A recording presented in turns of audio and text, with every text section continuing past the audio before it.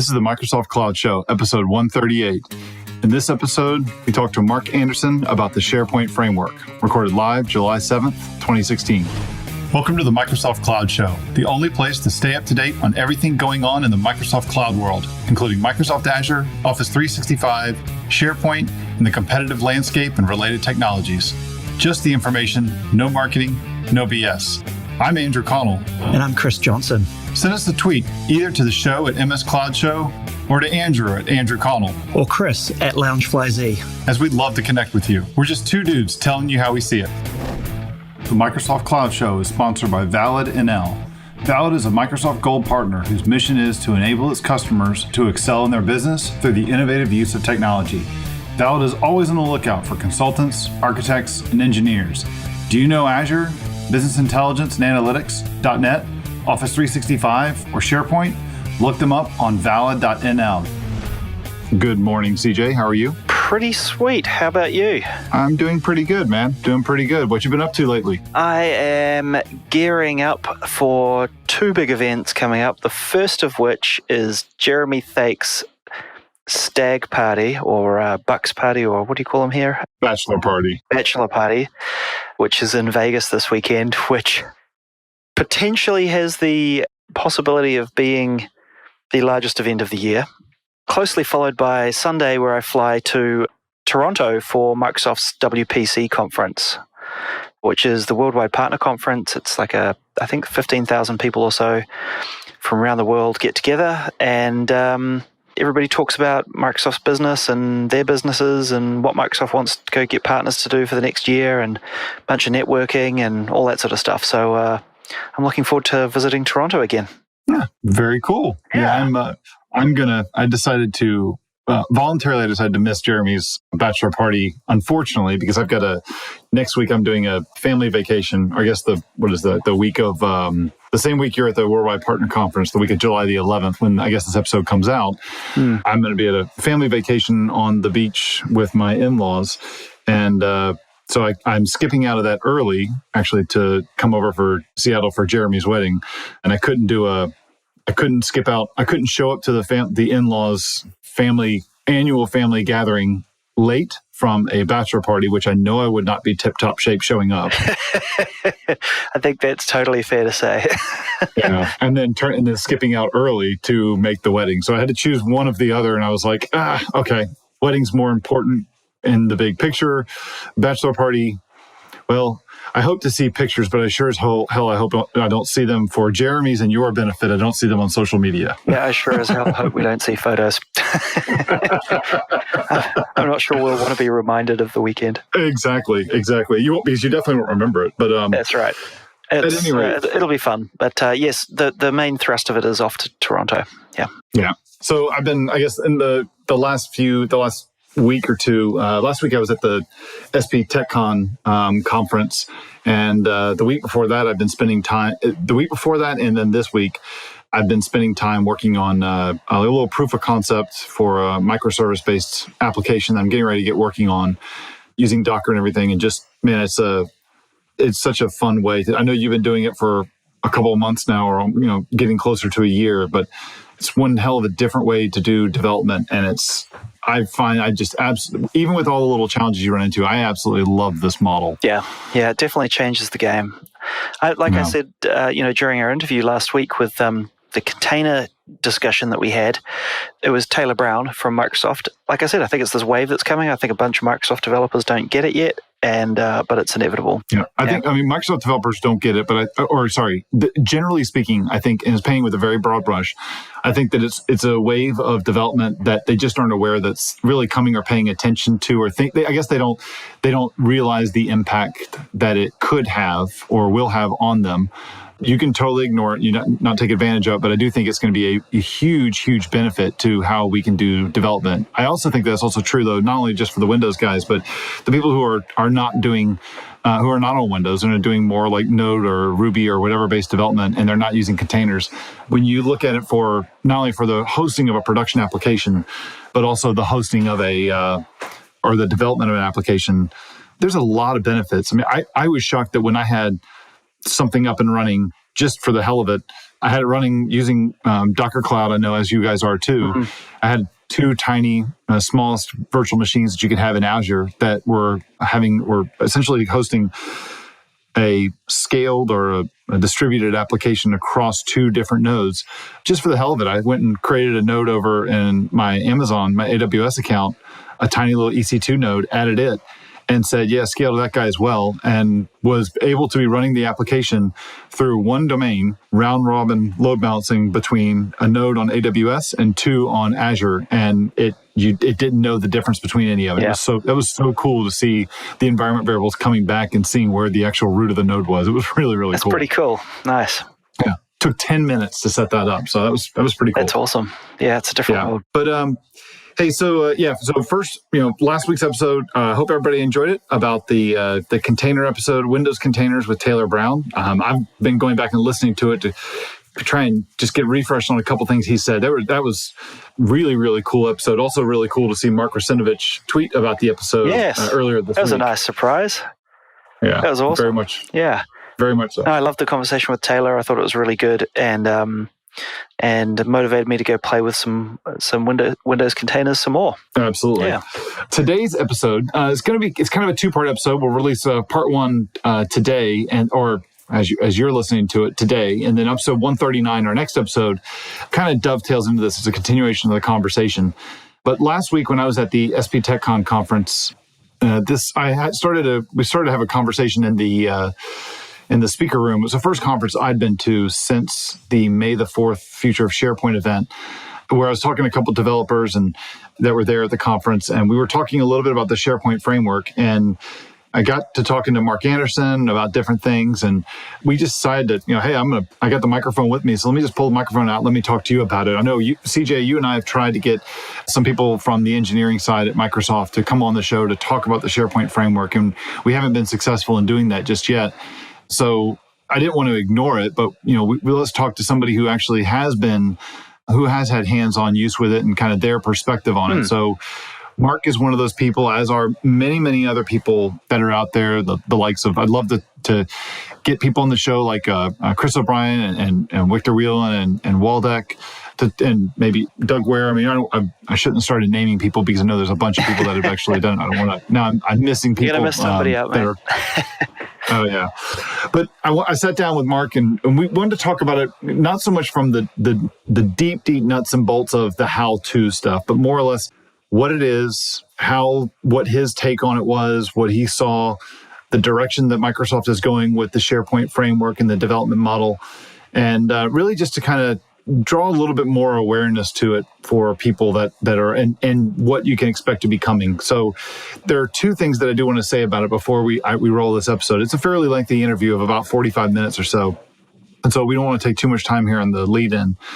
But one of the things I do want to say is that one of the 2 things is, at first, I know that there's been a bit of a perception that I know my peers think that I'm all like negative on this new thing that's coming out in the SharePoint framework. And I really want to stress that, for me personally, that's definitely not true, but the inverse isn't true either, where I'm, super positive and gung-ho about it. I haven't seen it. I saw a bit of a preview to it back at the MVP Summit late last year, but that was back in November of 2015.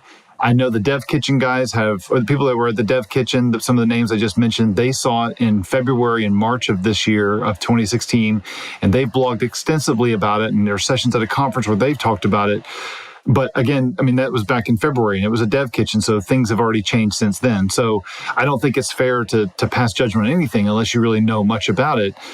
So I'm not saying anything negative or positive about it. My only frustration is that Microsoft talked about it on May the 4th, and then they have been silent about it since then. That to me just feels really strange or awkward, and just doesn't. They've got to get out in front of owning the message more. So I'm curious to see what they've done. I like the fact that they're actually looking at this more client-side dev, but the proof is in the pudding, and I haven't tasted the pudding yet, so I'm going to wait to say some stuff. Yeah, no, I think that's totally fair. I think holding your judgment until you've played with it is a good call. I'm in a similar boat. I'm waiting to see more than slides, and I actually think it was a mistake that they talked at all about it at the May 4th event. I was very much of the opinion that you only talk about something if you want somebody to do something. And it seemed silly to me that they spoke about it, showed a little bit of stuff, not very much, and then there was no action. Like there was no next steps for anybody. It was just puffery and fluff to me. So I thought they should have waited. But anyway, I'm looking forward to seeing what they come up with. I was involved a little bit with it early on as it was being developed while I was still at Microsoft, and I have my opinions on it. So I'm keen to see where they've ended up landing on some of the issues that I had with it then and also more recently. So coming from an ISV's perspective, I'm kind of worried about it, but I guess proof will be in the pudding and we'll see. Yeah, and May the 4th was a really awkward time for SharePoint developer for them because, it was supposed to be the biggest day in SharePoint for Microsoft. That's what Jeff Teeper said. But, clearly they weren't really ready to really show the SharePoint framework because they didn't really show it. They had a 14-minute video that Dan Kogan did on YouTube, but it was really jumpy around. It was a little more conceptual. Even in the implementation stuff and showing how to use it, it was still really choppy in terms of the flow. So they weren't really ready to talk about it, but look at the other side. Had they said this is the biggest day in SharePoint and they don't mention anything about developers, that doesn't really go over well. But then you only mention it for 5 minutes and that doesn't go over well. So they were really damned if they do and damned if they don't at that time. So yeah, I thought that I think their hand was forced in doing that event, and people were desperate for any sort of information. Customers were getting upset about it, not knowing more about what's going on, and so they were kind of forced into doing it. And it was definitely, at least my opinion was, it was too early for the developer side, and hence why it was almost a non-existent thing. Yeah, exactly. Okay, so hey, before we roll the interview, do you want to do a couple picks real quick, and then we'll roll it and let people run with the show? I came across a really interesting one. It's not so much of a tool or technique or anything like that. It's more of a link to a story that people should go read if they're interested. But it's called The TikTok Story of How LinkedIn Shopped Itself to Microsoft, Salesforce, and Google. It's an article up on Recode, and it talks about basically the timeline, and it gives dates and who's who and all that sort of stuff about exactly how the Microsoft LinkedIn deal came to be and the bidding war that went on. And I think I mentioned at the time that, in the episode that we did on this, or where we talked about it a few episodes ago, that you don't get to, 24 or 26 billion or whatever it was without a bidding war. Turns out it was a pretty serious bidding war. And the price started pretty low in comparison to where it ended. So people should definitely go read the article up on Recode. We'll link to it in the show notes.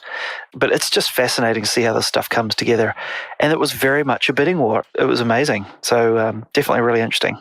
It is a great read. There's a little bit of a preamble to it, and then it kind of goes through like a bullet list of here are the different days of when things happen. It's a quick read. It doesn't take very long to get through it, but isn't it crazy how when you're looking at going, oh, it's got to be this much, no, this much, no, this much, and it goes from, what did it start, around $125 a share up to $200 a share really, really quick. They just started playing each other off against each other, right? It's quite interesting to see how that works. Yeah. So that's a good one. Yeah. So we'll make sure that's in the show notes. I had two that are both of them kind of techie. They're both kind of fun. One of them I saw, it's called LambCI. And what this guy has done is create an open source project. He's blogged about it on Medium. There's a link to his GitHub repo, and it's essentially a way to use serverless tech with AWS to create your own continuous integration story, but with 100% utilization. So you guys are familiar with CI. There's tools like Travis and Circle and Jenkins. What he did is he used AWS's Lambda product along with a couple other AWS products for notification and such, to where what it does is that when you do a push to GitHub, it gets GitHub through a webhook notifies AWS notification service. I think it's called SNS, which spins off Lambda that will do the pull, do the build, do the testing, and all the other stuff that you configure, including creating even Docker images and pushing them to Docker Hub and updating the status of a pull request over in GitHub. So same thing that what we do with Circle or with Travis. But the cool thing with this is that you have no infrastructure. It scales up on the fly when you need it. And so therefore you have a 100% utilization. And in his blog post, he talks about the cost that you would normally go to spend on this. Let's say if you were doing 4 hours a day, if you were doing it with Travis and you had say 5 concurrent builds. With Travis, it's about $250 a day, or $250 for 4 hours a day. But with his solution, LambCI, it's $48. Of course, there's a point of diminishing returns where, like with Travis, it still is $250, 5 concurrent builds across the board. If you were doing that 24 hours a day with 5 concurrent builds, LambCI comes out to being about $75 more than that. It comes out to be $322 a month. But for small teams, I mean, that's kind of cool. So love to see someone take this and do the same thing with like Azure Functions. Yeah, for sure. Yeah, nice. I've got one more. Yeah, go for it. It's called How to Run Crashplan in Docker on a Synology NAS. So, you know, Synology NAS devices for backups and storage and stuff on your local network at home or whatever, they've added Docker support to it. And so now there's this guy who's written up an article about how to run Crashplan, which is a cloud backup agent, which I use at home for backing up all my machines. How you can run Crashplan on your Synology NAS using Docker, which I thought was pretty sweet. But I mean, the cool part is running Docker stuff on a Synology NAS in general opens up a world of interesting possibilities and the kinds of apps that you could run on your NAS. But I just thought the Crashplan one was really interesting because I use it. So now I've got even more of a reason to go buy a Synology NAS, because Synology is kind of like as I understand it, Synology are kind of like the Rolls Royce of NAS for home, and they're pretty cool. So now I want to go buy one so I can just do Docker on it. That's pretty cool. Yeah, I just saw the link here. That's I think I'll take a look at that. Yeah, I'm using I also use Crashplan and have a QNAP, 2 QNAP NAS devices at home, and the right now they back themselves up to AWS, but I noticed to where they now all of a sudden can support having Docker on them. So I might go take a look at this and see how it's set up. Ooh, there you go. But cool. So my last pick that I'll have for the day, this is just pure fun, and I've already kind of poked around the code of it, and I don't understand any of it. As you can tell, it's really low-level stuff, but some guy has taken the Apollo 11 original guidance computer source code and posted it to GitHub. What? Yeah, I've got to figure out a way to put this in a project somehow, though. I thought that's just wicked cool. Oh, I want that to run in my car. Dude, yeah, I want to have that as... So, of course, I'm sure that today a Raspberry Pi would be able to run probably the same thing we got on Apollo 11 ran on. So wouldn't it be cool to take like 2 or 3 Raspberry Pis, put them together, put this thing running inside of, say, a container, and so you got it like running against 2 or 3 Pis, nice and scaled and everything against these 2 or 3 Pis, maybe just one, whatever. And then have it hooked up to a bunch of blinky lights and a nice little thing to where you've got the whole, like, master alarm kicking in and, type 21 or something like that. Yeah, wouldn't that be awesome? Anytime. Yeah. Anyway. Man, that's super nerdy. Love it. Yeah, totally. So, want to roll the episode with Marc? Sounds good. All right. So I sat down with Marc Anderson on June the 29th at the SharePoint SP TechCon conference in Boston. We were in a hallway, so you'll hear a little bit of background noise to this, but it gives you the kind of conference feel to it. So have at it and let us know your thoughts on the show. Send us an email, send us a tweet. We'd love to hear from you. Send us, jump on our mailing list as well, and let us know what kind of episodes you'd like to hear about in the future. And if you enjoyed this, Marc and I continued on in episode 39, where we talked about our JavaScript dev tooling stack. So enjoy the show, everyone. All right, this is Andrew Connell. I am sitting here with Marc Anderson. Marc, how are you doing? I'm great. It's been a long time since we've had you on the show. Yeah, I haven't seen you in too long. Yeah, I was just searching on my phone, like, when was the last time we had you on the show? I know we had you episode like 14 or 16, but that was almost 100 episodes ago. I've been sitting at home waiting for the call, man. It's been a long, lonely time. No, it's all good. Yeah, so you and I are here this week in Boston at the SP TechCon conference. I think it's sitting here. We're on Wednesday afternoon, and I wanted to sit down and talk to you a little bit about something called the SharePoint Framework. So our listeners should be familiar with this. It was discussed at the Future SharePoint show, and CJ and I talked a little bit about it, but we didn't spend a ton of time talking about it because we weren't privy to all the stuff that was out there yet. Microsoft didn't talk a whole lot about it. We're still trying to get somebody from Microsoft to come on the show to help talk to us a little bit about it as well. But I know you had some unique experiences with it in the sense that you were able to attend one of the dev kitchens that they ran in, I believe, February of 2016? In February somewhere. Yeah, so our listeners have asked a lot about it. I thought you're a great person to talk about this, as you've got you understand this technology, you understand this style of development, something you've done for quite a while. And I know a lot of the other people, it's fairly new development to them. So or fairly new style to it, being so much on the client side. So how would you describe what this is? What is the SharePoint framework in a nutshell for our listeners? Well, to me, it's a number of things. One is it's sort of a legitimization of developing stuff on the client side. Okay. You know, it's a new way to sort of encapsulate and deploy the stuff that people like I have been doing for a long time. And I know you've done some of this too. You know, you can build yourself an Angular web part or a Knockout web part and embed it in a content editor web part, and it works just fine. Right, you know, we did it today. Yeah, exactly. And we've been doing that stuff for some of us for years and years and years. And we've been talking to SharePoint from the client side using SOAP or REST, depending on when we were doing it and what version of SharePoint we're talking about. So what we're getting with the SharePoint framework is really a sanctioned, a legitimate way to do that stuff.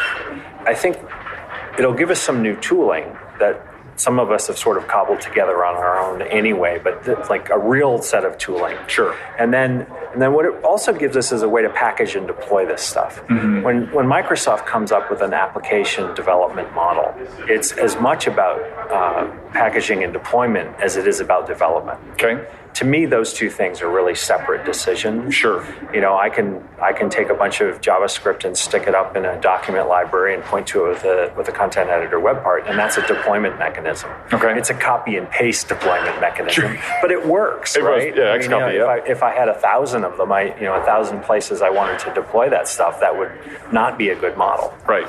But you should build stuff the way you want to build it, or the best way to build it, and then you should deploy stuff the best way based on what your deployment model should be because of what you've built. Right. So I think what the SharePoint framework gives us is the full range of that for client-side development. Okay. So what Microsoft is trying to do then is that they're responding to the pain points, I guess, that we've had with the different development models that we've had in the past, right? So we've gone from everything being fully manual prior to 2007.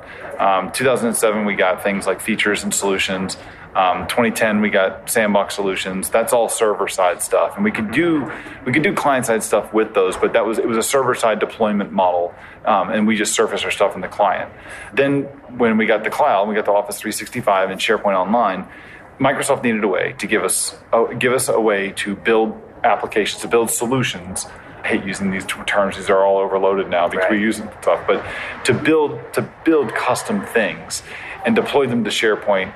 And one of the ways that we could do that was building client-side stuff. But we would want to be able to have our client-side stuff be treated as almost a first-class citizen. I want to be able to run, like, say, one of those common things we always see is I want to customize the master page. We heard that in the experts panel, or the Stump the Experts thing that we were in today. But it's always been kind of tough because there's always been this give and take battle with Microsoft. I think that's actually one of the things that we discussed in one of our early shows with you.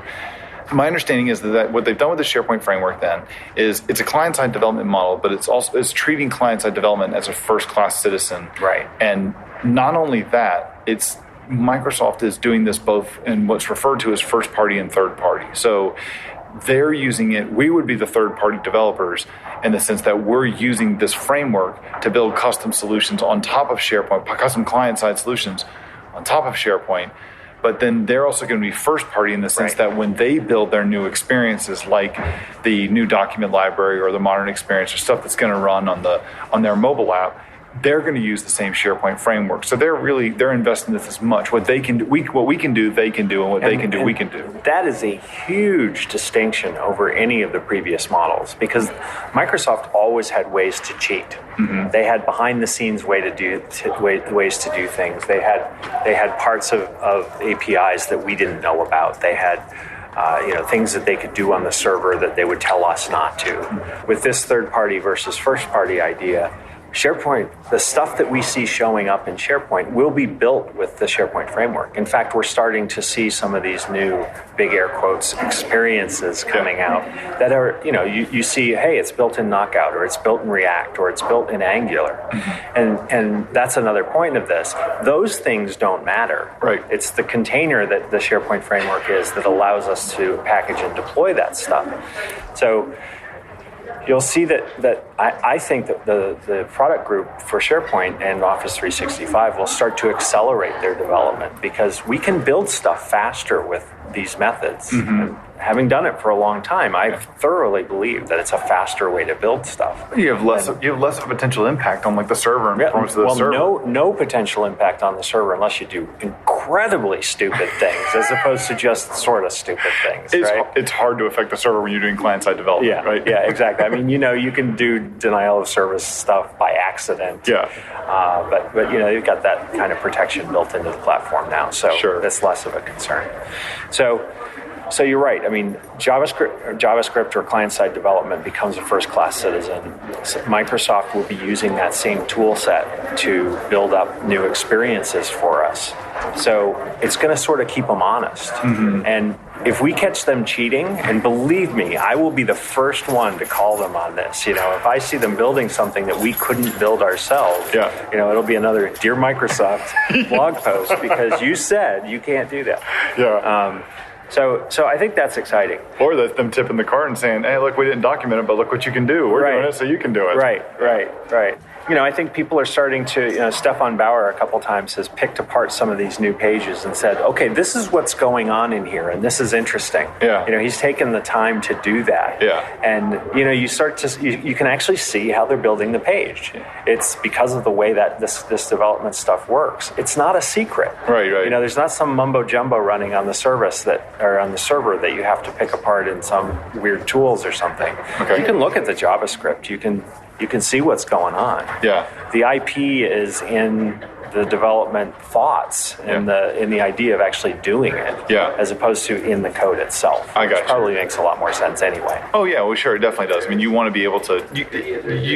This is a better. It's a better model, it's an easier model to go through and do development anyways. It's easier. It gives people more options to do stuff. And that's another point. Sorry to jump on. Again, but this is not a new model that replaces all the other models. Now I get it. It's the 5th or 6th or 10th or whatever it is model, but that doesn't mean that you stop writing apps or that you stop writing sandbox solutions, because there are times when those things make sense. Okay. I don't always know when those are because it's not my thing. Right. But if you want to put something in the store, it's going to still be an app. Sure. If you want to manage certain kinds of data access and certain permissioning and things like that, it's going to make a lot more sense for it to be an app. Absolutely. You definitely want to be on the server, because you can't, if it's on the client, it's not like you can't do true security in the client, right? That's going to be done on the server, because there's nothing that you can hide. It's already running on their machine.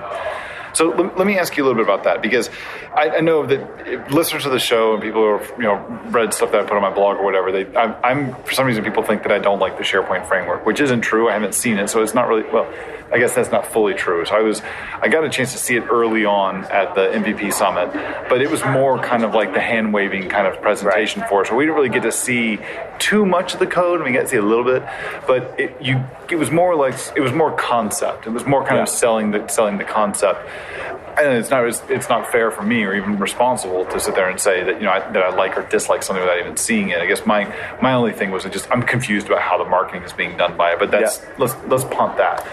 One of the things that I hear is pretty contentious with people that people say is something that you just brought up is like, is it the next development model, and can I use this? Does it replace all the other stuff? Am I supposed to use this? Let me ask you this, because this is something I'm not entirely clear on. So my understanding is, it's true. It doesn't replace anything, and so people that want to make that argument or have the debate, is it new or is it not new, because it's really additive. That's really true for all the stuff we've had so far. But if all these my understanding is that all the new kind of SharePoint experiences, like the new document library and the new sites page, and the way that they're doing the new team sites and everything, it's all being done with the SharePoint framework as the top level for all the UI. And so that's also being done, but by doing that, anything that you do, any customizations that you do inside using the SharePoint framework, by nature, it's going to show up on things like the SharePoint mobile app because it's been designed it's designed to work both in the browser and on the mobile app to be a hosted environment. So then we've also seen things like in the last few weeks when Microsoft talked about the new experiences that are coming out, and they have the classic mode and the new mode, and you can say, you can stay in classic mode if you want to stay there, which is kind of where most people are today. And that's going to continue to remain as an option for you to do that into 2017. Now, we haven't said any kind of time frame around that. That may mean January 2nd. That may mean December 31st, 2017. Maybe even go further than that. We don't know, so let's not even guess that. But does it mean then that if I'm building stuff using apps, will they still show up on pages that are SharePoint Framework pages? Right. If I build a client-side web part, or whatever that's called in an app, where I've built something that lives in, say, a SharePoint-hosted app or a provider-hosted app that lives somewhere else, and then I built a client web part, which is that little iframe, or I use the app part thing that we get from P&P to surface another page inside of a web part. Will those things continue to work, in on pages that are like the new experience, the SharePoint Framework pages? So it really isn't a new model that I have to go to if I want to be future proof? Right.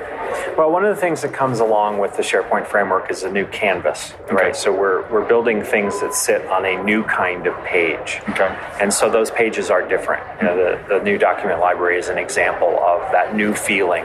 The first one that I think we saw was the new blog post, the new blog pages in Delve, I think is where they claim it is. You get to it in lots of different ways. Yeah, you sound like you use it about as much as I do. Well, I have a blog and it's out there somewhere, not internal. I can't blog and have Julie read stuff. It's just she's not interested. I just talked to her instead.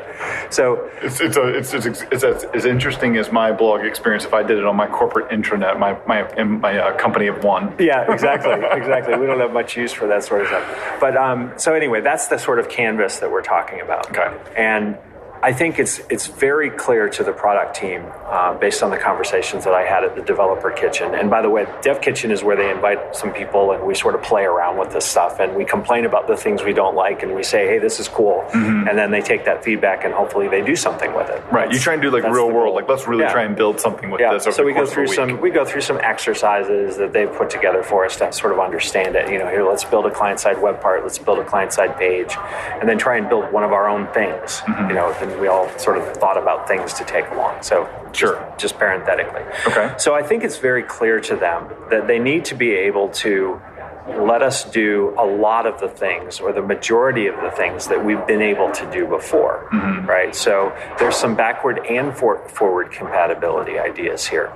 The client-side web parts that they're going to build to go into the new SharePoint frame or build in the new SharePoint framework will also be able to run in classic pages. Okay. So these clients, stuff that's running client side, if you think about something like a content search web part, what's the benefit of that being a server side web part? Not a huge amount because everything's sort of configurationable. Right. Configurable.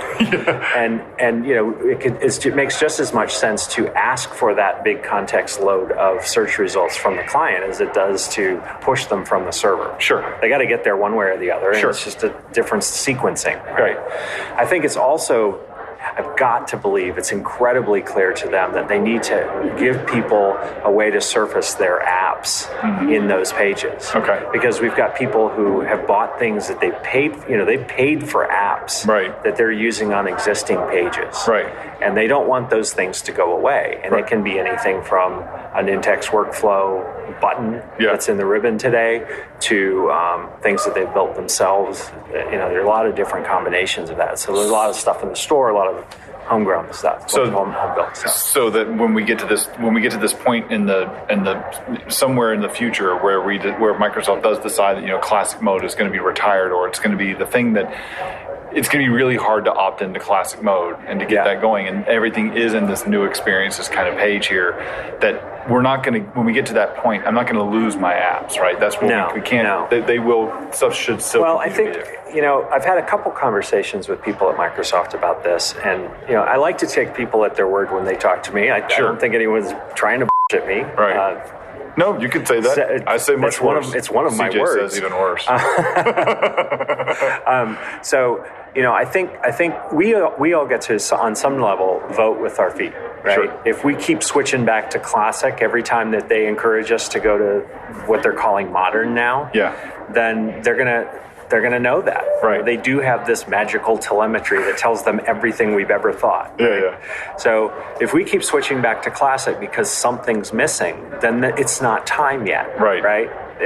These new things aren't going to be good enough until there's a tipping point. And that's the model that they need. I firmly believe that's the model that you would have to follow, right? You have to see, they own Office 365, so they can see what people are doing. They can run a query and say, how many pages are in classic mode, or how many sites are in classic mode. The same way that you look at like how it's motivating someone like Google and with Angular, where they run one site for Angular 1 and they run a totally different domain and site for Angular 2. And they're publishing the traffic every 6 months on where we are on where the traffic's coming from, and you can see what people are reading. Where are you reading the docs? You're reading the old docs. You're reading the new docs. And they've said they're going to continue to work on maintaining and doing feature updates on the old version until there's critical mass on the new version, and shows that majority of people have switched. That's kind of, we want to see the same thing. It shows what you're giving us. Is it? I guess it's really twofold. Is it do we satisfy all the scenarios that you need to be able to use this new model or this new page style? Or is it that just people have given up in certain places and they're not using it more? But that'll be curious to see how they go about that. I think that Microsoft is still learning how to run a service like this. They can say it's their marketing slogan, services and devices or whatever they're saying these days. I can't keep it all straight. But the skill of running a service that never shuts down, ideally, and is compelling and useful to people no matter what's happening. Bob German likes to say it's like replacing all the parts on your car while you're driving from Seattle to Boston, right? Without stopping, by the way. You're not stopping at a garage there. You're not even stopping for gas. You can't say we have a maintenance window going on. It's like, no, we'll just stop driving for 4 or 5 days while you think about what kind of tires to buy. No, it's just not going to work that way. So, if you think about it, I'm using my hands here, which are invisible to those people. Our listeners are special. They can totally see it. They can totally see it. The usage of classic will diminish at the same rate that the usage of modern increases, right? And until there's some sort of crossing of the streams there, there's no conversation. Now, they can totally screw this up and decide that, at 80% use of classic, we're done. They're getting so much smarter about that stuff. I mean, I really like to think that they will not make that kind of a decision. They just pushed out that new document library page to everyone, which I think is premature because it's just not really ready. And they're learning a lot by doing that. I've had conversations with a few people about that. So it's not that they don't feel our pain. It's not that they don't know that. They're hearing our feedback, even though that's a joke for us to say that. Do you hearing it and listening? Are two different things, they just changed their view on the Windows 10 upgrade. That upgrade just yesterday. They changed that little box that's popping up so that you can actually say no thanks, and then they stop bothering you. It doesn't just keep popping up. Like, are you sure? Come on, let me upgrade you. Come on, and then just doing it anyway because somebody sued and won. That was crazy. Sued, won, and won on the approval. And they lost on the appeal. Microsoft lost on the appeal. So unfortunately, it had to get to that point before they reacted. What they need to get better at doing is they hear the stuff, and I've actually said, please keep listening to us about this stuff. And I don't mean you're not listening. I mean keep listening. Because we're not going to know what it is we want to say in 2 weeks until 2 weeks have passed. So that it has to be an ongoing listening thing. And if you're getting signals from us, whether it's through telemetry or us bitching and moaning in chat rooms or whatever it is, or suing you, then there's something wrong. And we're the customers, and me getting upset because I think that something's a bad idea is not a reason to change anything. No. But if you have the marketplace telling you things, if you're getting those strong signals from people like us, MVPs, we're talking to a lot of different customers. We see a lot of different tenants. We know what kinds of problems people really solve with this platform. Right. Then it's time to say, that's a good point. We're starting to understand. But I think the SharePoint framework, again, sort of what we're here for, is a way to it's a way to get people who are developing stuff on SharePoint to start moving more into the modern world. The app model was an attempt at that too. You could write JavaScript and it could run in Azure, or you could download it from Azure. Right. But people didn't do that. I think that they were still trying to write C# code to a large degree. They're still sort of doing things the old way. If you look at what's going on out in the world of web development, and I know you personally have done a lot of that, this is not the way the world works anymore. Right. So this is not going to be a bad set of changes for the people who do SharePoint development. Right. They're going to be learning new skill sets that will it'll make you more marketable, I think, for your next job than doing anything in the old SharePoint way was. It's funny, it's funny you say that, and that's definitely something we're going to talk about. I want to talk about with you, but I think that style, that stuff makes you a more productive developer as well, because it definitely pushes and encourages you to do more of this whole CD CI type model where you're testing more. Things are easier testable, they're more repeatable.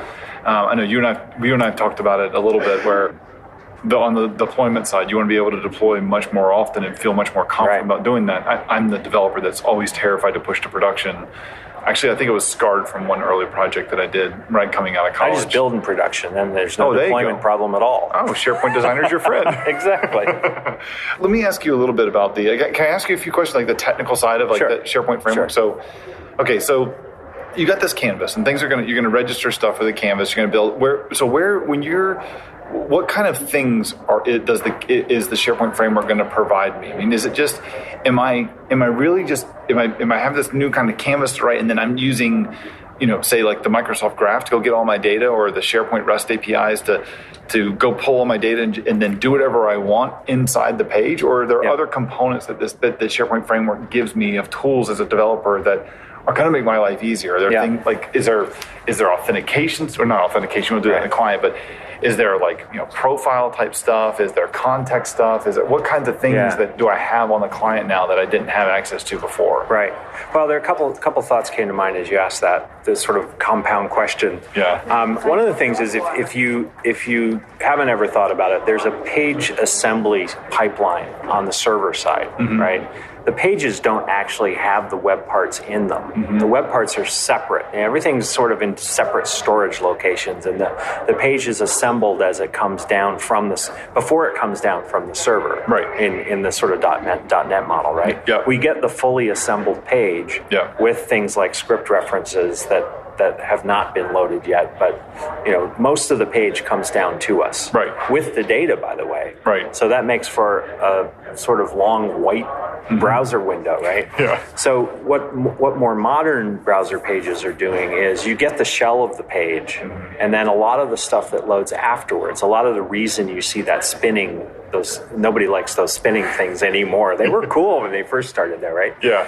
Is that the JavaScript files are often downloading, and then the thing that takes the most time is to go and grab the data. Right, take the data and then do something with it to present it. Right. Yeah. So if you think about the page assembly model in this new SharePoint framework, it's download a shell that comes very fast because there's almost nothing in it. It's a bunch of script references, really, and some divs, which are just containers. And then those scripts load, they go out and they start fetching data from wherever the data is going to come from. It could be the Microsoft Graph, it could be a list and library REST endpoint, it could be basically anything that's accessible via some sort of web service that you're authenticated to. Gotcha. Right? And then, like you said, the data comes down, and then we do some manipulation on that data. Okay. So we're sort of doing the isomorphisms on the data on the client side, not the server side. Okay. So that's a different pattern for people. Sure. Right? Yep.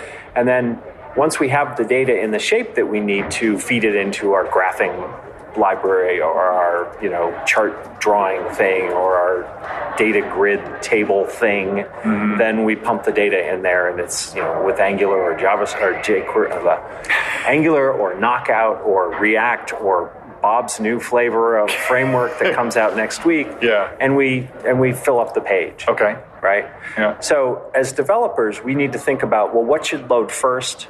How can we make the page interesting while that's happening? Okay. But I still think that we can do a better job. But that's up to There. us. That's something that we have that is much up to control. us, yeah. That's a very different we from can- SharePoint is today, right? Yeah. Because you have a lot of times that's what people want. I mean, I'm sure that the first thing we're going to hear from some developers is that no, you should do some more stuff for me. It's like, no, we're trying to kind of move in the other direction now. You're giving me more control as a developer. The do stuff for me pieces are the framework itself, the SharePoint framework. There's a new JavaScript core library that helps you deal with REST calls. Okay. And it actually will help you cache and batch and things like that. So that don't start complaining before you start looking at what's actually happening. I'm not complaining yet. Well, no, not, and I'm not saying you, but there are people who will just complain, period. Oh, sure.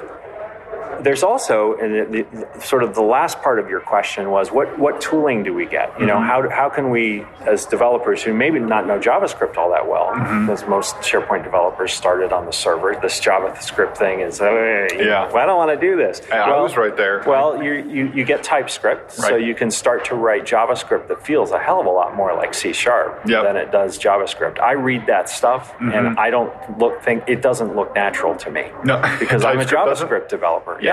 You're building interfaces and stuff. That doesn't happen in JavaScript. Right. So you're getting the TypeScript library to do that kind of strongly typed, methods and things like that. So the other piece of it is you get the SharePoint Workbench. Okay. And that is, and I've seen it as in its early incarnation. So I think it's going to go further. But basically, it's a page that can load on your local development environment using Node and run your stuff. So I could be completely disconnected on my Mac. I can develop on an airplane. Without a go-go connection. Right. Yes, without a really crappy internet connection. So I can be completely disconnected. Yeah. Pop up on my Mac. I open up the Workbench or launch the Workbench, however that works, and then I can build my application. When I can do everything except for going obviously and getting live data, right? And it can mock it up, right? So you mock your data, like the REST queries, calls. Yeah. So you're not actually calling REST; you're actually just loading some JSON that you've got sitting on a drive or something. The good thing about that is you can actually focus on when I'm on the airplane. I can focus on the user interface and get that all right. Where do the fields go on the page? All that sort of stuff. Can I get them to actually? Can I type the right stuff? And does it do the validation and all those sorts of things? Gotcha. And then when I can wire up the REST call instead of the mock, then in theory, that's actually the easy part because I've already thought through the data model. I know how it all fits on the page. Now it's different. Yeah. That's a different thing, right?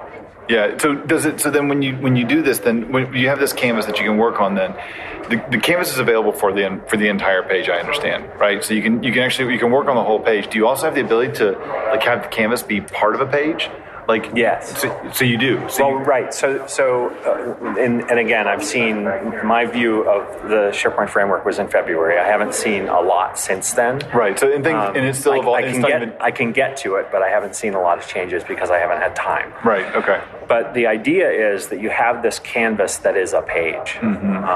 It's sort of like the main pane of any SharePoint page. Like placeholder main. Yeah, like the big ASP.NET exactly. block. Yeah. I've been doing this since SharePoint 2007. You can just take that over. Once the page is in the browser, it's mine. I can get rid of everything on the page if I want to. Sure. But you get the sweep bar and then a big white space. But that big white space is this canvas where you can insert web parts. So you can either build a client-side web part, so that's one shape of a thing that you can build, or you can build a client-side page. That page, it's sort of a misnomer because if you think about the classic SharePoint page, it's sort of a static thing. It comes from the server and it just sort of sits there. Yeah. But what we can actually do is build single-page applications that are billions of pages in a virtual sense if we need to. Sure. So the application, I could spend the rest of my week in that application, which is one page, if that's where I can do all of my work. So those two models, I think, cover a lot of the use cases. Yeah, they do. They give you a lot of options on things that you can do there. That's really cool. So then let me ask you this then. On the things that I'm building, so I'm going to have JavaScript, I'm going to have CSS, maybe images, maybe HTML, different artifacts and stuff. What do I do? What am I doing with that? Like, am I packaging that stuff up let me just use app terminology. Do I package that stuff up in an app and install the app, and then how do I update it? Like, what is that? Surely we're not doing Xcopy, doing it in production kind of stuff, right? This is a funny question because you just showed me your incredibly complex process for the UI Fabric Angular thing. I don't have the name right there. Yeah. But no, one of the things that the framework also gives you is, it doesn't give you Webpack, but it sort of builds Webpack into the process. Right? Okay. So we have Gulp is a task runner. Okay. We have Webpack, which takes all of those artifacts and sort of glues them together into a package, a bundle. Okay. Most people call them bundles these days, I think. Yep. And then that bundle is what we actually end up deploying.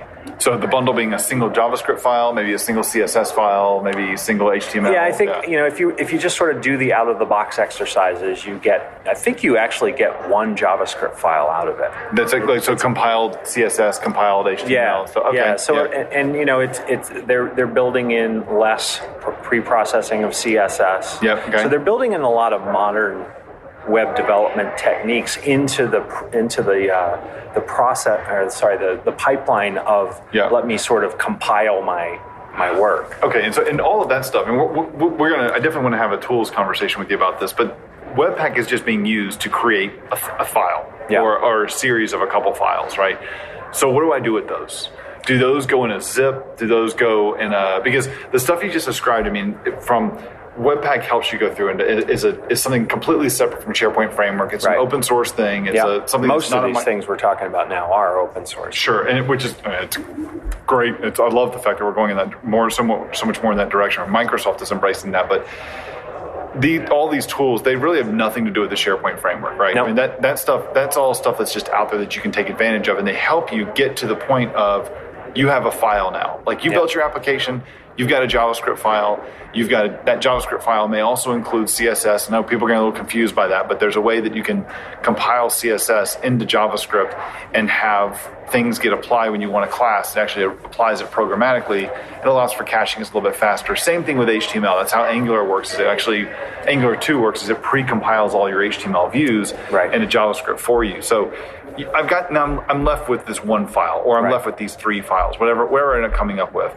So what do I do with that? Do we know what that looks like yet? Well, we do, but I think it's going to get a lot better. I think the story, the sort of the thread is all there. Mm-hmm. The garnishment around the thread is not there yet. Yeah, we're seeing it real early coming in. So and it's moving fast. It's just that we're not seeing it all. Sure. So what you end up with is a set of artifacts. Whether it's one file or three files, it doesn't really matter. But it's not a lot of files. Client-side artifacts. Yeah, and you have a couple of ways that you can publish those artifacts. You could still stick those in the document library if you felt like doing that. But that's probably not what you're going to want to do because again, one of the points of this is a good deployment story, right?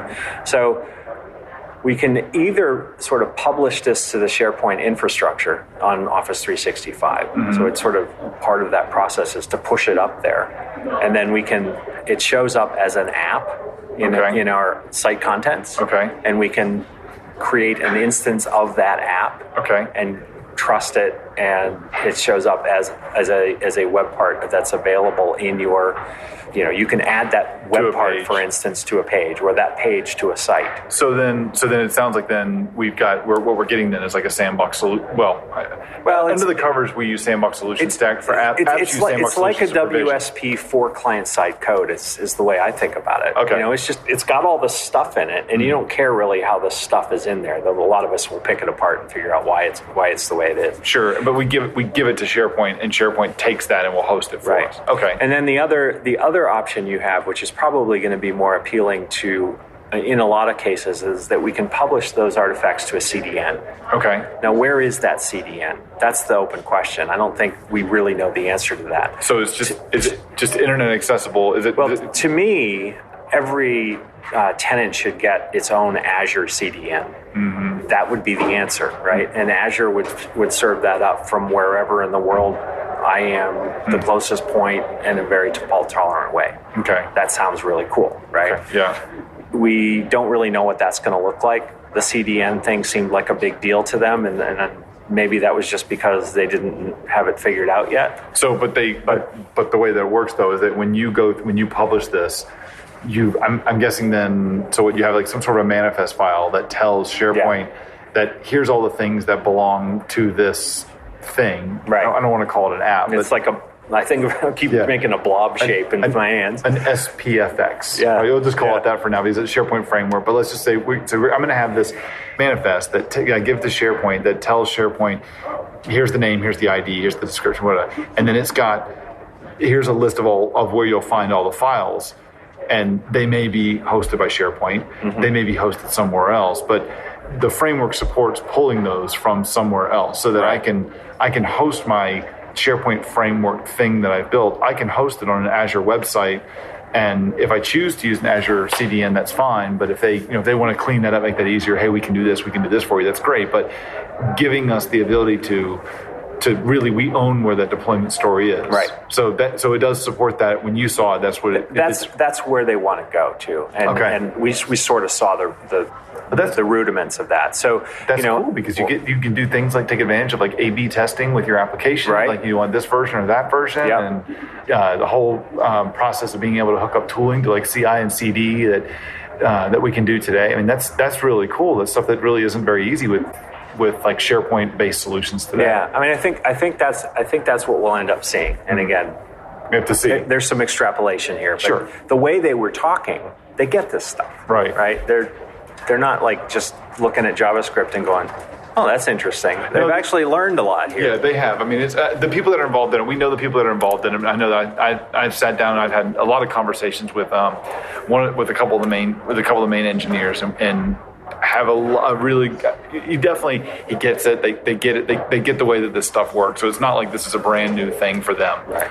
They're leveraging tried and true like open standards that we're using on client-side development today, but it's the cutting edge. I'd say to me, it's the cutting edge of like enterprise style, like JavaScript or client-side development. It's not it's not like using something like a jQuery to go modify the DOM. It's building an application that runs based on a framework using like a React and they use React by default. Is that right? I believe the SharePoint framework itself is built in React. Okay. Because there's got to be a container into which we pour our stuff. Right.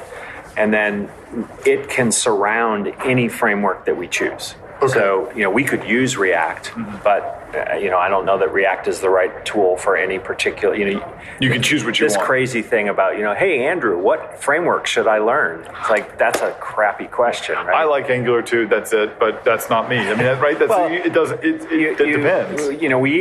I've been using Knockout a lot. I've also been using Angular 1. You've been using Angular 2. So, we each have our hammers. Sure. But we also want to match the business requirements to the thing that we're building. That's true. Very true. If the framework that we love the most is not the right one for that solution, then we shouldn't use it. Yeah, it's a bad decision. That would be a bad idea. Yeah. So we need to always look at it that way. And the SharePoint framework is in the same way, right? Yeah. If it's not going to meet your needs because of your business requirements and the app model is, then you still have that option. Yeah. So that's how you should make those decisions, not because it's shiny and new and therefore we should do all new stuff in it. That's the wrong way to make that decision. So let me ask you this then. So right now we're recording this. It's late June 2016. There was a dev kitchen that was earlier this year.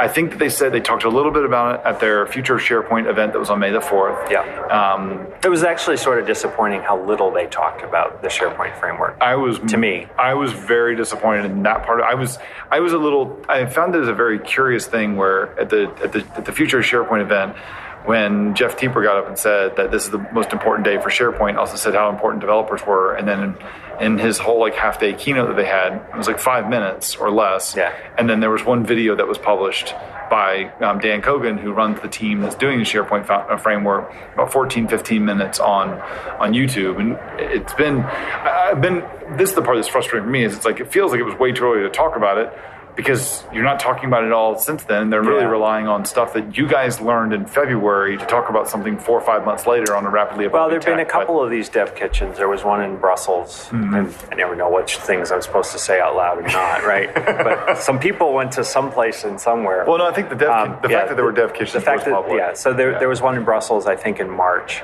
There may be another one or two. Yeah. So that process is ongoing. I agree with you. I think that, part of what Microsoft is learning about communication is when to talk and when not, and how to say what they say. Yeah.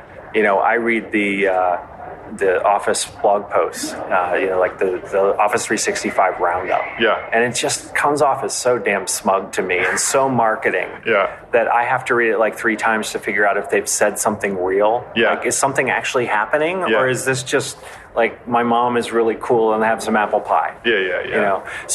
So where are we going? I mean, what's our next milestone, do you think? When are we supposed to know more about it? I mean, I thought I saw like maybe at the end of the summer, but I think that I actually saw a date, Q3 of 16 written down in one of those blog posts, saying that there will be at least a preview or an early version that to play. Real people can get their hands on. So what's that? June, July, August? So sometime in the next 2-3 months. 2-3 months. Yeah. And that could shift. I would rather they wait and make sure that it doesn't do anyone good when they put stuff out that just plain doesn't work. Right. Because then we just start the whole cycle of complaining again. Yeah. So hopefully they'll put out something that will allow you to build certain use cases. Yeah. At least. Yeah. And explain that well. Yeah. So that we can evaluate it evaluate it further for me, but evaluate it based on actual facts instead of just a bunch of, did they mean this and did they say that and does it do this? It's also not a lot of things, and they need to say what it isn't. It's not a solution for branding your entire tenant. It's not that. Yeah. So they ought to have a list of things that it's not going to solve. That's the part that I guess, me personally, that's the part that I'm frustrated with right now, is that the message is not they're not owning the message, and there's a lot of stuff that's coming out there, and it's kind of like, I mean, I have a lot of respect for a lot of people who were at the dev kitchen, and I know that Microsoft did a lot of work to encourage you guys to do blog posts and to talk about it. I know there's a presentation here at the SP TechCon about it. I know you guys can't give your code out. You can show it, but you can't give it out or anything or any of the pieces to what you are building yet. But I mean, while I have a lot of respect for everybody, it's like everything's old. Yeah. By now, everything's old, and some of the stuff that is being like, well, I think it works like this, and I think this is the way it's supposed to be done. It's like, they need to own that message. They need to get out in front of it. I need to hear more about that. And maybe it was too early. I mean, we looked at it from the Angular side, and Angular announced Angular 2 in September 2014, and then they've been berated with this question of it's taking forever. And it's like, that was too early. This stuff takes long. And there's a certain balance of, I want to bring you in early, but I don't want to bring you in too early, because we need the people who are brought in early need to get the whole story of what we're trying to do until we get there, so you have something to see, so you understand it, and you're not like a drive-by, see it, and all of a sudden go, well, this sucks. It's like, no, you're seeing it. I'm not done yet. I'm not done yet. Well, I just did a replumbing project on my aquarium in my office. And I saw that on Facebook. My wife poked in, and she's like, this place stinks of like PVC glue. What the hell is all this? I'm like, just leave. Let me finish. You'll love what it turns out to be. It's getting back. She's like, you're not going to install that before. You're not going to install that manifold before you leave for Boston, are you? Like, no, I'm not dumb. I don't want to be called the first day gone saying there's a leak. So, well, the world's changed a lot. Yeah. Just in general. I mean, I'm old. I've seen it. I remember when I was a kid. We had to go uphill both ways. To see a company like Microsoft learning to communicate in as open a way as they are now and not getting it right all the time is far better than watching them progress in the way they used to work. I'm only talking 3-4 years ago. Yeah. We knew nothing then compared to what we know now. Yeah. And they're going to stumble, and they're going to tell us some things that they shouldn't have told us quite so fast, and they're going to tell us some things that they shouldn't have told us. Yeah. And that's okay. Yeah. I'm a huge cynic about everything, not just Microsoft, about life in general. Yeah. But I'm enjoying this ride with them now, where I hated it before. Yeah. So, we can complain about a bunch of stuff, and we can be worried about what their marketing messages are and whether they're doing a good job. And hopefully one or two of them will listen to this podcast and maybe get a couple ideas. Yeah, if they do, we'd love to have somebody on the show to come talk more official about it and give. I'd love to hear their explanation. I would love to listen to that one. Did you like this episode? Send us a tweet about it and drop us a 5-star review in iTunes. Word-of-mouth recommendations are the most effective ways for us to grow the show. We'd really appreciate it. If you have a question for us, go to microsoftcloudshow.com/questions, where you can submit it as text. We'll record it as a WAV or an MP3 and provide a link so that we can play your question on the show. Our theme music is an excerpt from Evaporated Air by Monk Turner, used under Creative Commons. You can subscribe to us on iTunes and the Google Play Store by searching for Microsoft Cloud Show or via RSS at microsoftcloudshow.com, where you'll also find show notes of each episode. You can also find us on Facebook, searching for Microsoft Cloud Show, or on Twitter at MS Cloud Show. And finally, sign up to our mailing list by heading to our website and entering your email to interact with us, participate in upcoming interviews, and other cool stuff. Thanks for listening. We'll see you next time.